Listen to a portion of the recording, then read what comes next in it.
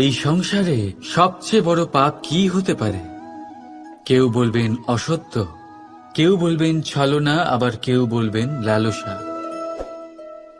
না, সংসারে সবচেয়ে বড় পাপ হল নারী জাতির অসম্মান, নারীর মান ভঙ্গ করা। কারণ এই অপরাধ কেবল নারীর শরীরকেই নয়, বরং তার মন আর আত্মাকেও আহত করে থাকে। তাহলে এবার প্রশ্ন হলো, যে এই অপরাধ করেছে তাকে কি শাস্তি দেওয়া উচিত?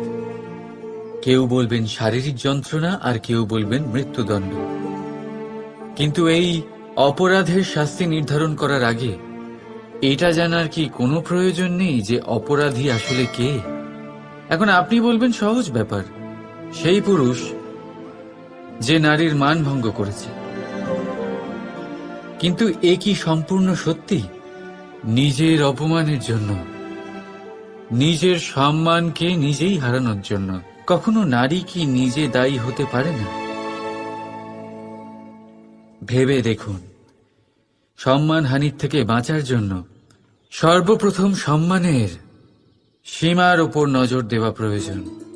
রাবণ সীতার হরণ এই জন্যই করতে পেরেছিলেন কারণ সীতা নিজের বোকামোর জন্য রাবণের সেই সীমা উল্লঙ্ঘন করা সহজ করে দিয়েছিলেন। কিন্তু অশোক বাটিকাতে সেই সীতাকেই রাবণ স্পর্শ পর্যন্ত করতে পারেননি, কারণ সে রাবণ আর তার মাঝখানে ঘাস দিয়ে একটা ছোট রেখা বানিয়ে দিয়েছিলেন। জীবনে না বলতে শিখুন। যদি কেউ আপনার সম্মানের সীমা পার করতে চেষ্টা করে তাহলে তাকে সেখানেই আটকাতে শিখুন।